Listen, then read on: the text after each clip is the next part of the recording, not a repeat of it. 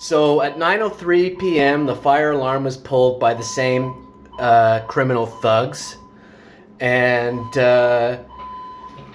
we said that they would pull the fire alarm. And I mean, they know we know they invade our privacy, and of course they're pulling the fire alarm. This is the third one today. They started early in the morning, 9 o'clock, which is early for a Saturday. And they did another one around 5 something or 6 o'clock, and now it's 9 o'clock again, and they've pulled the fire alarm again, third time.